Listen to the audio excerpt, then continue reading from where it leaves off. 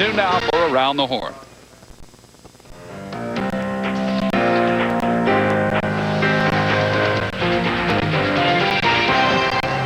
These four things I know are true. One big loss tells me Stanford done.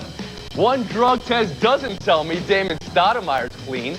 One episode of The Sopranos doesn't make my weekend, and I'm Tony Reale. Sopranos plus Curb Your Enthusiasm, now we're talking.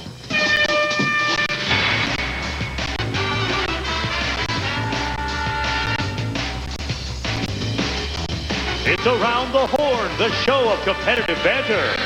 Here's Tony Reale. Welcome back to the show that no longer needs to explain its scoring system. We're talking Ken Griffey Jr. back in Seattle, Terrell Owens' Philly fantasy, and Howard Stern's battle to stay on the air. All with our national crew. Let's check them out. At the Los Angeles Times, it's Bill Plaschke. Bill said Stanford was vulnerable, a point for him. At the Dallas Morning News, it's Texas Tim Kalishoy. Tim? I can't wait to talk Matt Kenseth, another victory. No, somehow I think we're going to miss that one. At the Chicago Sun-Times, it's Jay Mariotti. I said Stanford. I got you too. I got you as well. Oh, what a baby. And at the Boston Globe, it's Michael baby. Smith. Hey, Michael. Hey, man, I think it's time we started calling you Stat Man. You better believe it. All right, let's make it happen. It's the first word. First words are almost perfect. So much for Stanford's unblemished record. Cardinal went to Seattle Saturday night and got thrashed by Washington. Suddenly, the team whose deadlocked cinch hold on a Final Four spot was discussed on this very program on Friday might be in a dicey position for a top seed in the field of 65. Guys, was Stanford's loss a good or bad thing as they head into the postseason? Around the Horn to Michael Smith. Hey, there's no such thing as a good loss. Yeah. But if you're going to lose, it needs to be in the beginning of the season. Right now, Stanford, at one point, it seemed invincible. It seemed like a team of destiny. They're backing into a tournament that Mike Montgomery has never taken seriously. He better start doing it now. They needed a last-second shot to beat Washington State, a miracle shot. They struggled with Washington. They're rebounding worse than they ever have under Montgomery. This team is really vulnerable right now. They've got to get their act together real quick. So you just listed all the reasons, Michael, why this is a good thing. They were struggling. Could you imagine all the national attention on this program with all of these issues? Actually, kick back, settle back. The pressure is off. You have to worry about every newspaper in the country covering you in the tournament. You know, fly under the radar. You're probably a number 2 seed now. You got Justin Davis coming back to help you with the rebounding. Lodic needs to shoot better. And now I think this is healthy because you can't go into the tournament as St. Joe's will discover unblemished. The pressure is not off. The tournament is just getting ready to start. That's all that matters. You know, Stanford's been number 1 or been undefeated all season. You don't want to finish the regular season on that note, nearly losing at Washington, getting crushed at Washington State. Now you don't know when Justin Davis is coming back. You hope you get him back for the tournament. A loss, like Michael said, do it in December, do it in January, but this didn't take any pressure off. This added pressure. This team is tired, they're sore. Like I've been saying before, Coach Mike Montgomery's done an incredible job this year with his team. The only thing they had going for it was this magical bubble, and that bubble's been burst now. Chris Hernandez has a bad ankle. This is a hurting team. I'll go so far as to say I think maybe even Gonzaga should be the number 1 seed in the West instead of Stanford. And if you look, listen to me now. Gonzaga has a much tougher schedule. Gonzaga lost to Stanford on a neutral floor this year, but they have a harder schedule. They've had more victories against better teams when they're ranked, and they haven't just squeaked by like Stanford has. So how can you give it to a team that they've already beat? Hold on a second, guys. Stanford already beat Gonzaga. You said it before, Mariotti. You don't think they're a 1 seed. Who is? Oh, right now, I think St. Joe's, Duke is a lock right now. I think Pitt, as long as it wins the Big East tournament, is the number 1 seed. And I've got to go with Mississippi State. Stanford definitely is no longer the number 1 seed. No, Stanford's got 1 loss. They got to be in it. Phil, they beat Gonzaga. They're 4-0 against ranked teams. Gonzaga hasn't beat a ranked team. Yes, they have. You don't count when they beat a team that was ranked in December and isn't ranked now. That's right. Those rankings don't matter. Okay, take it, Plaschke. No, the bottom line is Gonzaga also, they have the pedigree in the tournament. They are no longer just a Cinderella team. They're a for real team. They're not just some little mid-major. They've done better in the tournament than Stanford has. Give them props for that. Go get him, Michael Smith. Stanford's still a 1 seed as long as they don't get bounced like they did the last couple of years early in the Pac-10 I don't know. tournament. You got to have a West Coast presence. This is the number 9 conference, the Pac-10. Number 9 ranked conference. The Big East, SEC, maybe even the Big 12, all will have champions with 2, 3, 4 losses. You have to consider them, but I think they're going to go with Stanford from the West. Let's move on. Terrell Owens skipped his scheduled Monday physical with the Ravens while the NFL Players Union seeks to rescind the trade to Baltimore. so that he may become a Philadelphia Eagle. All things considered, the Philly Inquirer's Bob Ford would rather T.O. be in Baltimore. The Eagles' front office isn't composed of those who would generally like Owens' tiresome act. Good losses are rare in the NFL, but this was one of them. Guys, Bob Ford says it's better for Philly not to have T.O. What's better for the NFL? T.O. in Baltimore or Owens in Philadelphia? Around the horn to Bill Blaschke. You know, I think the NFL needs to step in there somehow, some way, and get T.O. to Philadelphia. That's the best scenario. The league needs strong teams. The league needs, there's nothing better for the league than the Eastern Conference of the NFC to be all strong teams, because those are the biggest TV markets. The league is based on TV. And everybody's complaining about how, oh, Bud Selig should have helped A-Rod go to Boston. Well, now, but these same people are saying the NFL shouldn't help T.O. go to Philadelphia. Same thing, a better thing for the whole league. Bill, TV is going to be fine in the NFL. This is the worst thing they can do is step in and give this guy his way. So everybody that gets traded to a team they don't want to go to, they kick and scream, and they get put where they want to go. Look, if he wanted to be a free agent, file the papers. Why did he even come down to a deadline? He's not a free agent. The San Francisco had his rights. He made his bed, sleep in it. They traded him to Baltimore, play in Baltimore. It would be a terrible precedent to set. An agent makes a terrible mistake. Right. Now the NFL is going to help the agent. Come on. Teams make mistakes all the time, clerically. The NFL doesn't step in and help those teams. No, actually, he would be better off in Philadelphia. It's not going to happen. But in Baltimore, all the guy is going to do is whine about this situation. He's not going to get the ball as much as he wants. In Philly with McNabb and so what's better Super Bowl for the NFL? Team, he is better off in Philly. So he's better off in Philly. What do you say, Kalishaw? Why is it better for him to be in Philly? If he goes to Baltimore, one team has the best defense, the best wide receiver, maybe the best running back, almost the best tight end. You don't have to have a great quarterback. Philadelphia, by the way, has been to the last 3 NFC Championship games. It's not like they're dead if they don't get Terrell Owens. That's true. They've got money to spend, and they're going to go get another receiver. First off, team, you got to be discounted because you're in Dallas, and I know the Cowboys would not want T.O. to go to Philadelphia, clearly. True. But also, you have to think, you say everybody set bad precedent. Not everybody's T.O. I think you have different rules for different people, frankly. I don't know how that could work. Did I hear Kalishaw say it doesn't matter who the quarterback is? All this guy does is complain when he doesn't get the ball. Kyle Bowler is a project, Tim. T.O. will be angrier in Baltimore than he was in San Francisco. You don't just send him to Philadelphia for that. You don't just because he's going to be angry about it. True. Is it T.O.'s league or is it the NFL's league? Michael Smith, that's the question. Is it T.O. or is it the NFL? It's the NFL, and that's why they make that decision. Okay, this is not a players' league. This guy, the deadline was February 21st. This would never have happened had his agent filed But you know what he wants to do.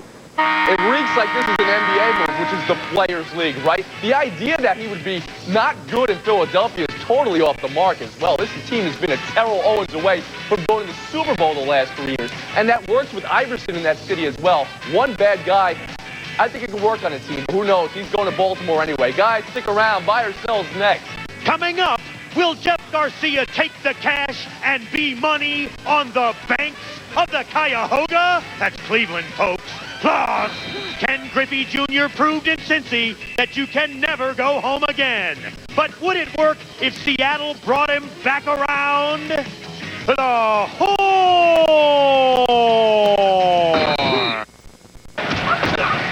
Buy or sell? Buy or sell time. Let's see what we got. Leading off.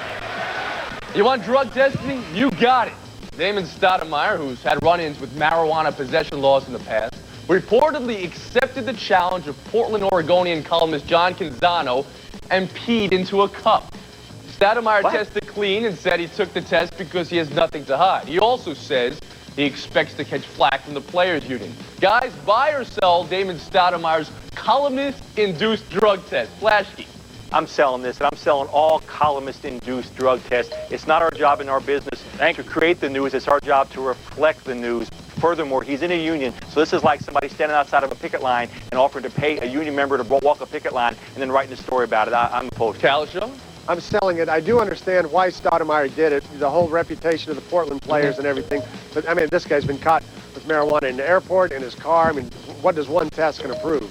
Mariotti? I'm selling. How do we know a writer doesn't have an interest with this player? There's a potential conflict of interest there. It's terrible. Editors should not allow it. Should not allow it. Plaschke is right. You cover the news, you comment, you don't create. Furthermore, how goofy. Maurice Cheeks holding open the bathroom door. Amateur. Yeah, Michael Smith. You're such a skeptic, Mariotti. Look, I'm going to be the voice of reason here, and I'm going to buy it, okay, for this reason. This is not about the reporter. This is about Damon Stoudemire's reputation. 3 marijuana-induced related incidents in a span of 18 months. This was about him. He said it, not about... Yeah, but it takes 28 days for certain drugs to leave the system. He got this challenge 5 weeks ago, and now he takes the test? What did this prove? Do the math. Let's move on. Today's Seattle Times reports that the Mariners are giving serious consideration to bringing back Ken Griffey Jr. The Reds are reportedly looking to move the remaining 5 years and $66 million that is Griffey's contract, and a source among Griffey's friends says the Red Star would be happy to return to the Pacific Northwest. Fellas, buy or sell Ken Griffey Jr. going back to the Mariners? Calshaw. No, you got to sell this. I mean, even if the fans accepted it after the way he left, they remember the old Ken Griffey. They remember the best player in the American League. This is the guy who had rotator cuff surgery, a bad ankle, not the same player. Mariotti. You know, I'm going to buy only because there aren't a lot of options. Maglio Ordonez is out there, but he plays right field. Griffey has a left-handed stick there, maybe resurrect the glory days. $62 million 5 years is a big step. The glory days, they had 116 wins after he left the team, though, Jay. Those were the glory days. What do you say, Michael Smith? I'm selling it big time, man. All you're doing is bringing back a name, and that's an expensive price to pay for a name. $66 million guaranteed for a guy who you know is going to miss time. His arm strength is in question. His bat speed's in question. Injuries, no, sell it. Flashkey. Yeah, I'm selling this. Seattle's one of those rare places where the fans and the team have this great relationship. Sure. That would hurt that relationship. Plus, he wants to get 500 home runs. It's not going to be that easy in Safeco. He'll be complaining about the conditions. Sell it. Well said, Flashkey. Let's move on. With bubbles bursting everywhere, one team whose tournament hopes may have taken a serious hit this weekend is UConn. Sure, they were locked for a 2 or 3 seed, but the Huskies limped out of the regular season with a loss at Syracuse. Speaking of limping, Emeka Okafor's bad back held him to just 2 points yesterday. Boys, following yesterday's developments, buy or sell UConn's national championship hopes? Mariotti. First of all, I meant Griffey's glory days, not Seattle. All right. Okay, I just want to point Go that ahead. out. I'm going to sell UConn. They're only 3-2 against ranked teams here. If Okafor's back is shot here, they're going to lose in the first or second round. True. They're not getting enough help from Ben Gordon against the zone yesterday. Where are you, Ben Gordon? Nobody else helping. I'm going to sell. Michael Smith. As usual, overreacting, Mariotti. Listen, this is the tournament team UConn is. Opposite of Mike Montgomery, Jim Calhoun prepares his team for the tournament every single year. They're not going out in the first or second round. If Okafor is healthy, if they can advance to the Big East tournament, I'll buy it. Big if, though. Flashkey, Michael, what do you say? yeah, Michael, you haven't been around long enough to understand some of these things. If a player like Emeka Okafor, who may be the player of the year, scores 2 points and his back is hurt 2 weeks before the tournament, that team is not going to the tournament championship. Calshaw, what do you say? No, I'm still going to buy it. Look, there's no sure deals out here. St. Joe's isn't a sure thing. Duke's been losing. Okafor, I would hold him out of the Big East tournament and play him, save him for 2 weeks. An interesting point. He played 32 minutes yesterday, scored just 2 points. Maybe he should have been sitting, especially in the second half of that game. Let's move on. As first reported on Around the Horn, Yankees and the Red Sox have a big rivalry. First skirmish of 2004, Sunday's exhibition game, saw only 2 at-bats by A-Rod and no visible signs of hatred. The game did turn out one meaningful story, though. Bob Ryan told us the tickets were being sold on eBay for $4.99. $499. Fellas, buy or sell buying a scalp ticket to a Yankees-Red Sox spring training game? Smith. I'm selling it. No way I buy a scalp ticket any more than face value. You're talking about 2 innings with your star players, no more than even play. Hey, save that money, put it together for when you can get to Fenway Park or Yankee Stadium and buy a meaningful baseball game ticket. Flashkey. Fellas, I'm buying this. You don't understand. Spring training grudges are carried over, and they act themselves out in spring training. It's worth it to see if the violence would have happened. I was around when the Angels played the Padres one year. Huge fight ensued in spring training. Nobody knew what would happen. Turns out it was a grudge by an Angel pitcher against a Padre hitter. That was 2 years old. All right. Calshaw. I'm buying, not for that convoluted reason. In spring training, you're right on top of the players. Spring training is great. They're day games. You know, I'm not buying a $499 ticket, but I'll pay more than face value for one. Mariotti. I'm going to buy this. It's part of the romance of baseball. It's people getting out of the snow in Boston and New York. Yeah, you know, it is intimate down there. It's putting some suntan on your face, suntan lotion, and getting involved in the game itself. It's a lot of fun. Why the heck not? I'd love to go down there right now to Very spring poetic, training. and I understand there is certain innocence, and now you have a chance to go down there to the low man. Last word? I'm heading to Florida right now. Go get it done, my man. Stick around, boys. We'll go out of bounds. Next. Coming up, has there ever been a better finish than Craig Perry's long ball closing things out in Terrell's final round? The Horn. It's It's around the horn, where after 2 rounds, here's how they stand. Jim Cowlishaw has 26, Bill Plaschke has 27, Michael Smith has 27, and Jay Mariotti is slathering STF 45 on his sour puss. Right now, it's out of bounds! All right, out of bounds, where it's all inbounds. Let's see what we got. Leading off, Howard Stern's radio show was suspended from 6 stations owned by Clear Channel Communications 2 weeks ago because of indecency. Stern told his listeners that he is a victim of a political and financial campaign driven by religious conservatives, and he says he expects to be off the air within 3 months. All this comes after Janet Jackson's breast was exposed at halftime of the Super Bowl. So, guys, is the FCC unfairly singling out Howard Stern's radio show? Michael Smith? Yeah, I think so. When you mentioned Janet Jackson's wardrobe malfunction incident, I think it's all a result of that. I mean, ever since that started, they're going after everybody now, and they're starting at the top. I mean, yes, is Howard Stern over the top sometimes? Absolutely. Does he go too far sometimes? Absolutely. But it's no worse than any other shows. One of my favorite shows, Making the Band. Every other word is bleeped out. I mean, they can be offensive sometimes. I mean, no, I don't think a lot this of is unfair. You got to offensive. start somewhere. You got to, you know, there are some of these shows you can defend for the controversy and the dissent they bring. I don't know much left on Howard that you can really defend. It's okay to have him on cable TV where people pay for it, know what they're getting, but Clear Channel radio where you got the kids in the car. Change it. No, but Tim, you don't understand. In the radio, you know if you get Howard Stern, you know to turn it off. You know what you're getting. What makes me mad is the FCC ignores all the sneak attacks of vulgarity and obscenity, such as daytime TV with Jerry Springer, such as even this own network. Sometimes our show does it. Last week, I thought the ESPN Sports Center Sex and Sports series was more naked women than I've seen since in the last 10 years. And I had people sitting around me with my family watching this Sports Center, watching highlights. Suddenly, there's naked women on TV. I thought, how come they never look at things like that? So the argument changed the channel, though, Bill. What do you say to that?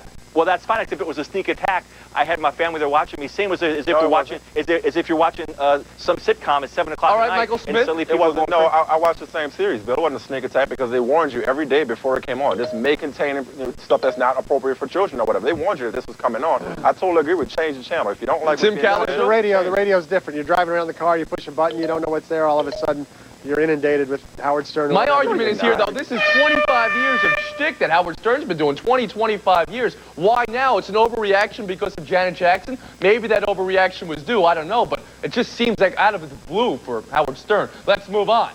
Talk about a Sunday night worth a monthly charge on your cable bill. The Sopranos' 5th season premiered last night, and here are the highlights. The parking lot murder. Tony wants to get intimate with his Dr. Melfi.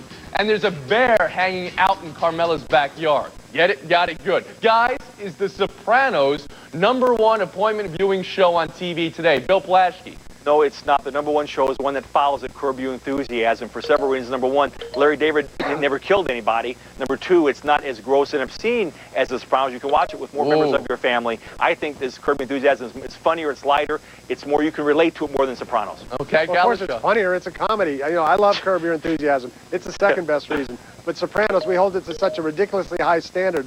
Like every show, we expect to see, you know, a head in a bowling bag. Last night got the season off to a good start. I've got the first 4 years on DVDs. The 5th year is going to be great, too. Michael Smith. I'm going to tell you what DVDs I have and what's the best show on television. Well, it just went off, unfortunately. Sex and the City. First 5 seasons at my house. Let me finish here. Check this out. That's the best written show. For that. It's the best written show on television. Now that one of you guys know anything about well-written shows. It's brilliant. It's insightful. It's funny. Insightful. It's drama. It's a fabulous show. It's a fabulous show. Guys, it's insightful to women who go around shopping all day and who have no jobs. That's not what it's all Michael, about. how do you relate to that? How do you relate to that? I don't relate to it, but I'm entertained by it. I learn a lot about the psyche of women. Michael, will you hold up your shoes? Are you wearing Milano Blahniks today? No, not today. But Michael Smith, though, The Sopranos. Are you all right with this, or does it have not enough, Sex and the City for you? Sopranos is a great show, but Sex and the City, I'm telling you, it's a brilliant show. You know what? Just for that, I'm going to take it down and knock you out. Sorry about that. Any last words? Forget it. We don't want to hear from you. We got Plaschke and Cowlishaw in Showdown next. He might be too secure in his masculinity. Coming up, does Kentucky gain advantage by having Miss Ashley Judd bouncing around the horn? Go Cats! Around the Horn, brought to you by K-Swiss.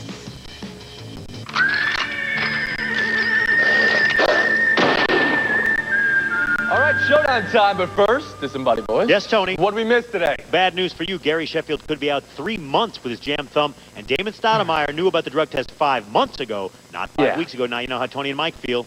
Yeah, I got you on that. Still doesn't make a difference, though. Come on, he knew about it in advance. Leading off, guys. The Cleveland Browns have reportedly offered Jeff Garcia a 2-year, $8 million contract with a signing bonus between $4 and $5 mil. If Garcia accepts, he'll be the starter over Tim Couch. Guys, which QB, all things considered, will be a better investment for his new club? Garcia or Redskins QB Mark Brunell? 15 seconds, Plashke. What is the price of a Super Bowl? This is what Mark Brunell could bring to the Washington Redskins. Jeff Garcia is going to make the Browns a little better, a little more exciting. They're not going to win anything next year. Brunell could be the piece that Joe Gibbs uses to help drive this team to the Super Bowl. I can tell there's no NFL out there in Los Angeles, Bill. The Redskins aren't anywhere near a Super Bowl. Brunell behind that offensive line is going to be a disaster.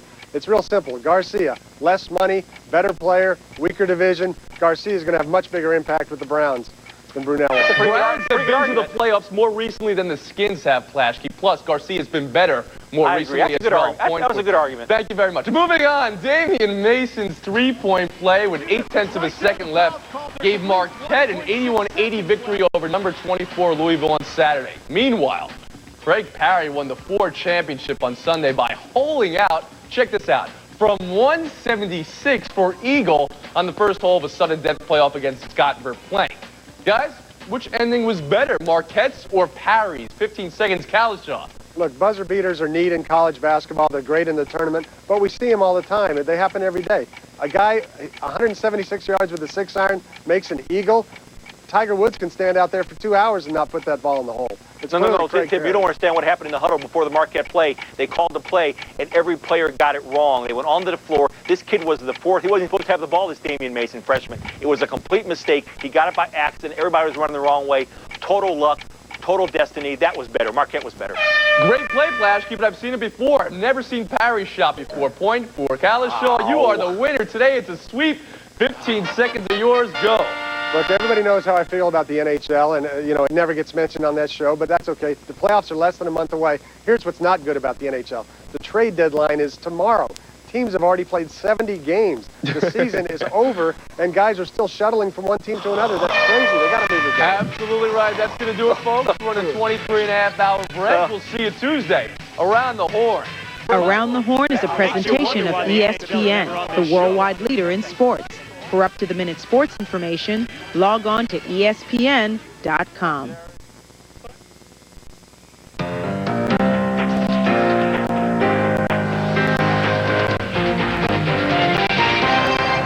Pardon the interruption, but I'm Mike Wilbon, and I am so glad we're finally getting to the meaningful games in March. I'm Bob Bryant. How right you are, starting with yesterday's huge spring training showdown between the Sox and the Yankees. Spring training, Bob? What has happened to you? It was big. You were a basketball guy once upon a time. You had to be there. I'm glad I wasn't there.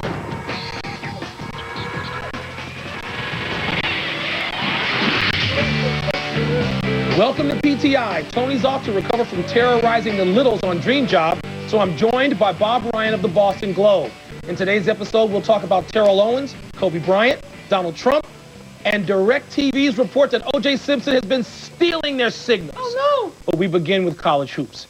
As if the start of March Madness isn't enough of a rush, college basketball also appears to be in complete upheaval as championship week begins.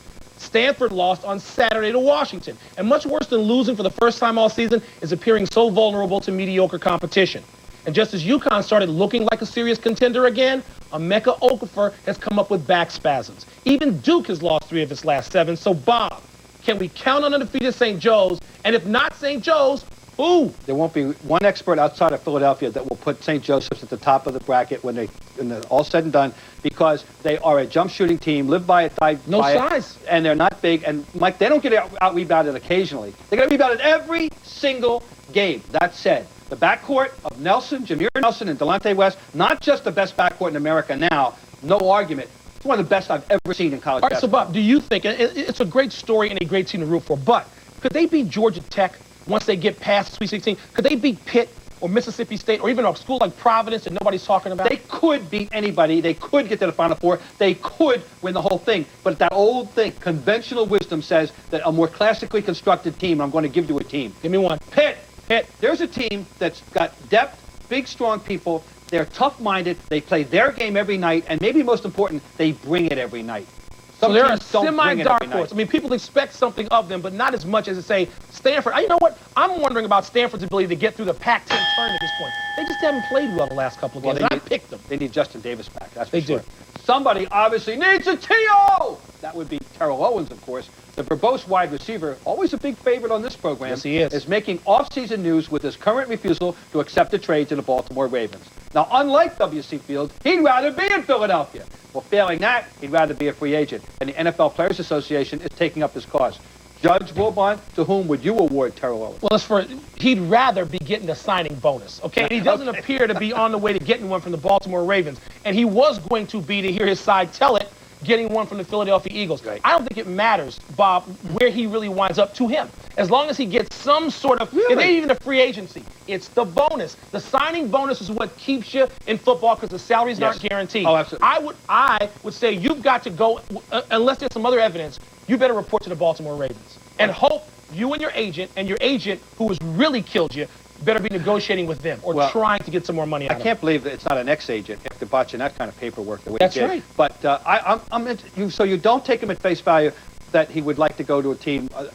The Eagles, where he would, in my judgment, have the better chance of getting the big ring. Well, with Andrew Kramer, I thought he did himself a lot of good in that interview. He didn't trash Baltimore. How can you? They're loaded, Bob. He could win something there now. He could win in Philadelphia. I think he wants the money.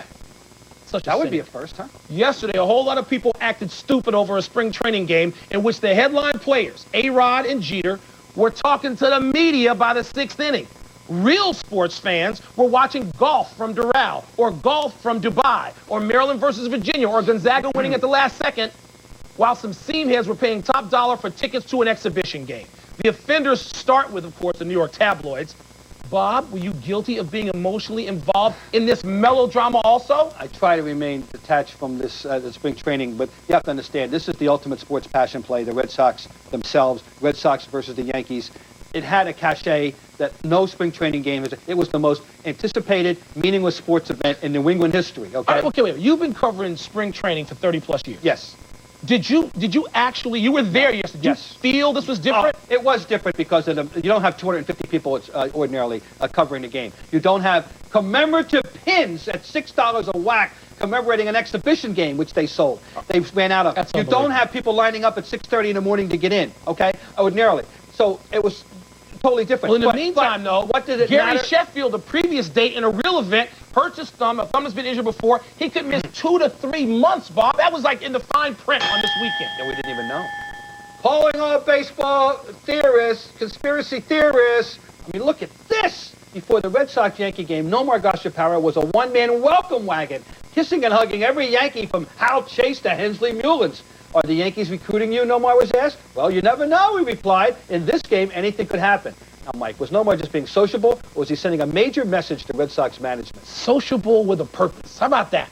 I mean, why not? I mean, if the Red Sox are playing hardball with Nomar, and I don't blame management for doing that, let Nomar should be allowed to play hardball back. And the Yankees, I mean, the Yankees can always, look, you think the Yankees wouldn't be, if let's say Ken Griffey Jr. had been in a preseason game, a spring training game with the Yankees yesterday, maybe he should have been hugging and kissing everybody because they now need another outfield. See, Nomar now has, with the collapse of the whole thing with A-Rod going to the Yankees, guess who the big winner is aside from the Yankees and A-Rod? Of course, it's Nomar. He now has all that leverage in the relationship with the Red Sox.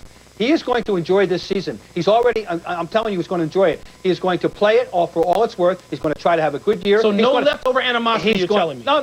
He's going to, he has, it's in his best interest to go out and have a hell of a year, a big year. But he's going to tease management. He's going to do things like this. He's going to enjoy it. Believe me, you're going to see a mirthful, playful side of Nomar Garciaparra the world has never before seen. It means more angst in Boston. I love that. We've started a new tradition here on PTI of bashing dead people. Dead people, that's right. First it was Mark Schott.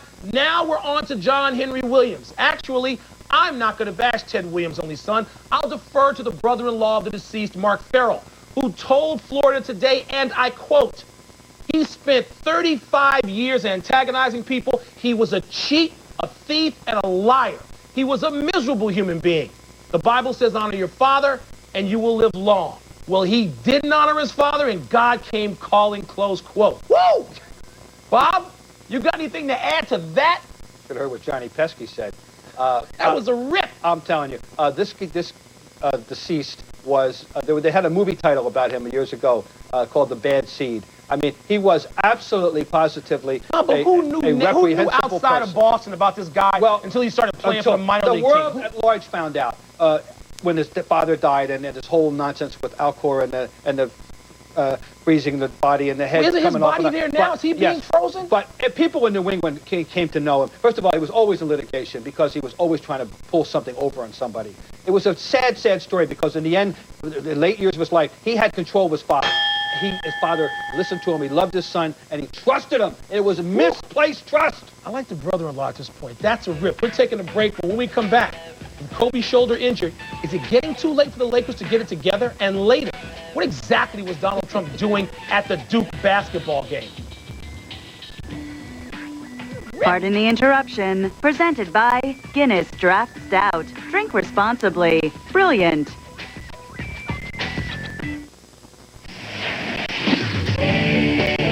We're going to spend the next 5 good minutes with ourselves. Our favorite people. That's right, talking about more stories, starting with the Lakers. Kobe Bryant is going to miss either a week to 10 days or up to a month, depending on what reports you believe. If it's a month, that will leave the Lakers less than 2 full weeks of the regular season to get their entire team on the floor.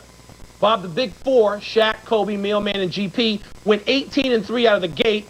But doesn't it look like the story of this year's Laker team will be injuries and promise unfulfilled? Now, here's the happy face.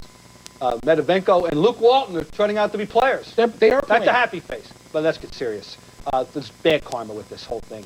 Ever since they were 18-3, there were only 5 games over 500 since then. That's right. Malone, he may have just pushed the envelope once too often. He's never been hurt before. Who knows how he's going to react to he's never had to deal with a rehab or coming back. Mental, I know he wants to play. He's a strong-minded guy, God knows. But this is a new experience. And when you're not supposed to have new experiences in professional sports when you're 41. Or that's just winning the championship. And here's the other thing to me is that there's plenty of viable competition. They have great competition to get through the West. Sacramento, I think we all agree, it's now or never. You and I agree. Tony wouldn't agree. But let's go back to Kobe for a second. Right. You think Kobe's out for a week to 10 days like he and Phil say? They have not put him on the injured list as of now, or is he going to be out a month? That's a big deal. Oh, a huge deal. I don't know. All right. Now, I suppose some people, no names mentioned, would think this is news, Mike, but Yao Ming is already the second best center in the world, and he seems to be creeping ever closer to becoming 1A. Yesterday, he dropped 29 on the Mavs in a Rockets victory. So we know Yao's getting playoff ready.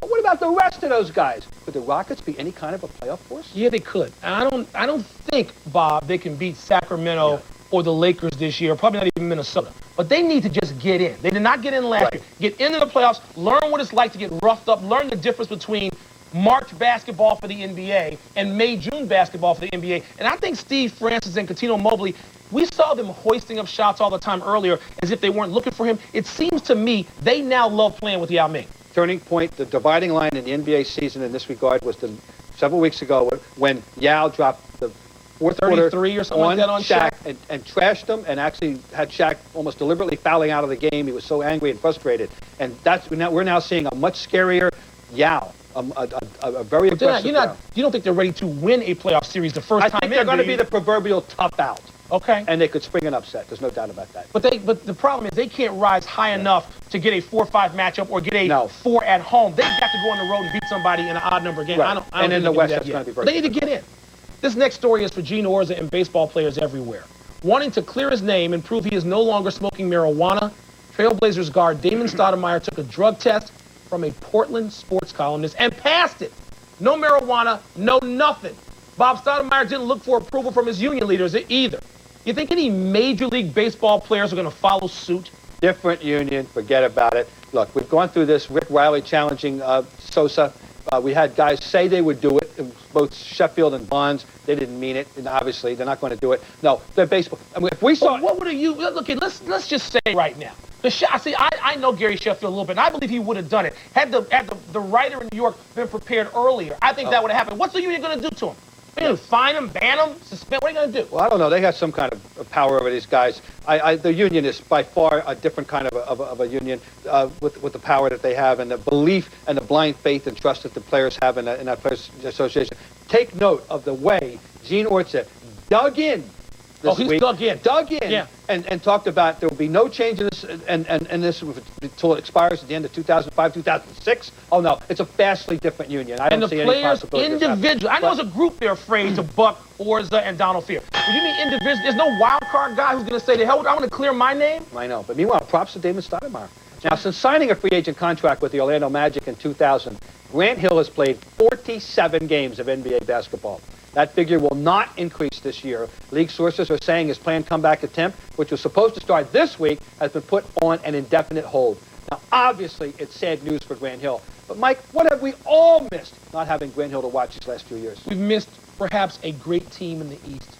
Because with Grant Hill and Tracy McGrady, what do you do defensively? How many teams have two great all-court defenders in the NBA? The answer is now none. None since Michael Jordan and Scottie Pippen were together. So you can't guard both of them. I believe we would have seen an Eastern Conference team that would have probably beaten out the Nets at least one of those two times, and there would have been battles. There would have been something to hang your hat on in the East when there's not now. Even out of context, just having Grant Hill available on any team, good or bad or indifferent, is a pleasure because his concept of the game, his class, everything he does exudes the proper way to play basketball. But putting him with a rising star such as Tracy McGrady was when Grant Hill arrived, I mean, he's reached now, would have been just, as you say, a different kind of a pairing that we haven't seen. We have not seen two mid-sized players of that range of skills and scope at this point in their careers playing together since I fill in the blank. I can't tell you who. I mean, Michael and Scottie. I'm not saying that Scottie was necessarily either one as good as one of those two guys.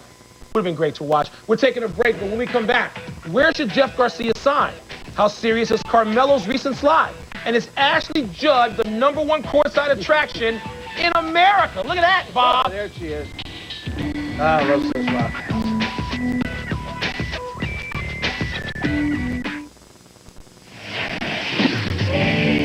Time for toss-up, the game that the delusional Kornheiser treats like some sort of professional sport.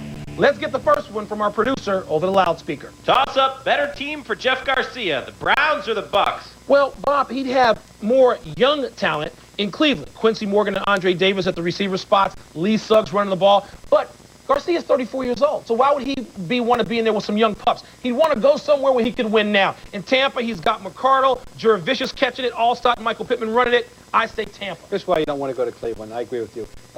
Simple that. The coach is on trial. Yeah, you don't want to be in one of those situations. Think about it. The quarterback brought in with experience and a name for a pretty good expense to save the coach's job. Not a good mix. I wouldn't want that. Tough enough, just be yourself. I like the team in Tampa better. I'd rather have them go to Tampa. I just don't think. Would you get rid of Brad Johnson though? Why are they doing that? They just won a Super Bowl a year ago and have a pretty good season last year. He's not too far removed from some very good years, including last year. His last 3 games, he had 10 touchdowns and 1 interception. He still may have it. That's pretty good. What's next? Toss-up, more likely to make the playoffs, Braun or Melo? Bob, I'm having a tough time with this one. Looking at the schedules, in my very scientific manner, I've got Cleveland going 10-9 the rest of the season. That would give them, I think, 37 victories. That's borderline. I got Denver going 9-9, which would make them 42-40. I don't think 42-40 is going to get you there with teams charging in the West. I think Cleveland and LeBron. Yeah, you're right. It is Cleveland. I think it's more. It's all contextual. I mean, first of all, it's not a good way to do it. They're going to win this game. They're going to lose that game. It never works. The fact is they're playing well and they're getting better all the time. The fact is that picking up Jack McGinnis was an unsung great move by Jim Paxson. The fact is that Ilgauskas is having a quietly solid year. Boozer's been near an all-star level, and the kid himself is they get better and better and better. And the East. Yes, the Celtics are winning right now, and they'd have to catch them. But the Celtics have some very treacherous home games, and they're 400, 500 at home. Carmelo may have gotten a little worn down in the West. I think Cleveland's going to win more than those 10 games. What's next? Toss up, more disrespected college basketball team, Mississippi State or Gonzaga? There is no doubt the answer to this is Mississippi State. Look, Gonzaga was disrespected, and that's why they got a 6 seed when they should have been a 2 seed. But that time's over. Everybody knows Gonzaga now. Their games are on national TV. Mississippi State, I know the kid named Roberts but they've had too good a season, Bob, for us not to know more about them. No, 25-2, and arguably, as always, one of the strong conferences in the country. And as someone has pointed out, if Kentucky had done this, there wouldn't be any argument here. They'd be number one. They would be surely 1 or 2. They are having a tremendous year, but here's why people are wary about putting their hand on the Mississippi State stove. Reputation of the school. In '96, they go to the Final Four with a guy that had 36 junior college credits in one summer, and another guy went to jail. They always have something going wrong down there, and so you put your hand on that stove, you never know, you might get burned. But different can they play? Coach, Have they played different great? Circumstances. Same. Totally dissed. All right. What's next? Toss up better place for Ken Griffey Jr., Cincinnati or Seattle? Seattle. Based on this one premise, Bob, we talked about bad karma with the Lakers. What has there been but bad karma since Junior arrived in Cincinnati? What has there been? I know it's going home. It was supposed to be this nice, rosy ending. It hasn't been. Sometimes it's best to go back. Not home, but back. The only reason I would even take any issue with that at all is the ballpark. Remember, he didn't like the idea of Safeco, the old ballpark. If he were going back to the Kingdome as it was, where with the friendly confines, I think he would have been happier. Safeco is not a slugging Didn't they have their great season once they moved to Safeco? But when you look at the lineup he's been playing with, Edgar's still there. They now have Aurelia, Brett Boone, John Overwood. They got Scott Spezio now. The pitching staff, Moyer, Mesh, Pinero, Garcia will rebound. They're going to be a good team. That'd put them over the top. At least they would certainly challenge the Angels. What's next? Last one, toss up. Who would you rather sit next to at a college basketball game? Donald Trump or Ashley Judd? I believe we have the answer visually. Are you kidding me? Yeah. Now, I've been lucky enough to actually, that guy's lucky, to sit next to Ashley Judd. She comes to these Kentucky games. Big Kentucky fan. I'm at the end of press row. She's at the start of the regular fandom, except she ain't a regular fan. It's great to sit next to Ashley Judd. Here's somebody, first of all, she is who she is. She's this award-winning actress. She's a terrific actress. She's pretty. But if you said to her, now who do you like, Kenny Walker or Jamal Mashburn? She knows. She'd have an answer. She Who do you like? Tony Delk or Rex Chapman? She knows She'd have an answer. It's a slam dunk. It's time for a break, Ashley but don't Judd. go anywhere because we still got to talk about Michael Eisner, Michael Quigley, and the frantic antics of Gary Williams, and maybe some more Ashley Judd. You never know. That's my Gary. That's my Gary. Pardon the interruption. Presented by Guinness Draft Stout. Drink responsibly. Brilliant. And in part by Net Zero high-speed internet access. Only $14.95. Call 877-NET-ZERO or get it at netzero.com. Bob, I TiVoed The Sopranos. Haven't watched the first episode yet, so tease me, but don't give anything away. There's about 6 to 10 laugh-out-loud one-liners. The writing's better than ever. What is Sex in the City? It's a comedy now? It is. All right, I'm waiting to see it. Time to celebrate the happies. Happy 62nd birthday to Michael Eisner. It's been a tough month for you. First, fending off advances from Comcast, and second, being forced to surrender your title, chairman of Disney. But there's nothing but love right here from loyal employees whose checks you sign. Well, the Disney people made up to showing love, but I'm going to invite him on behalf of the fact that we're both alumni of Lawrenceville School. He's 60, I'm 64. Come to our 40th anniversary this spring. We'll take care of it. Did you know Eisner? A not-so-happy anniversary to Albert Bell. On this day 3 years ago, the Orioles found you to be totally disabled and physically unable to perform as a major leaguer. And truth is, you were putting up mega numbers even before McGuire, Sosa, and Bonds. You mean like 9 straight 100 RBI years before he retired? This is a career of Hall of Famous interrupters. Is he going to the Hall of Fame, Bob? No. No way? Happy trails, Mike Quigley. You're the latest contestant to be voted off Dream Job, with the charge being led by that vicious Tony Kornheiser. Even worse, you tried to go up top to Stuart Scott, only to be denied. Up top, wasn't good. Well, he's better learn how to read the prompter before he comes back. Consider that a tip from the pros. Read the prompter.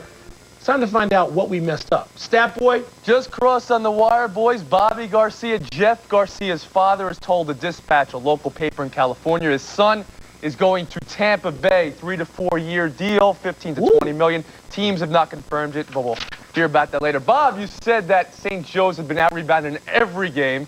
Not true. They killed St. Bonaventure in their last game.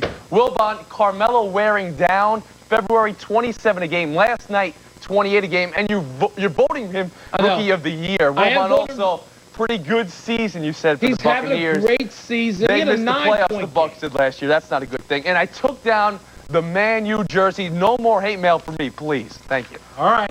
We're running out of show. Let's go to the big finish. The Yankees signed El Duque. Good move, Bob. Como se dice, insurance policy in Espanol. Okay. Maryland beat Virginia. Are they definitely in? Sixth place team in the best conference in the country. They better be in. Roger Clemens struggled in his first spring training outing. What does that mean? Means he got his work in, and he's working on his command. Right. DirecTV says OJ has been stealing its satellite signals. Your thoughts? He certainly can't be the only one. Last one, John Daly's withdrawn from the Honda Classic after getting his hand caught in a door. Your reaction? I knew it was too good to be true. You don't think this is a real excuse that he really got his hand caught in the door? That's a hard one to believe. Oh, we're out of time. Tony is back tomorrow. I'm Bob Ryan. And I'm Mike Wilbon. Same time tomorrow. Sports Center is next. Dan Patrick talks to insiders from Philly and Baltimore. Where is T.O. going?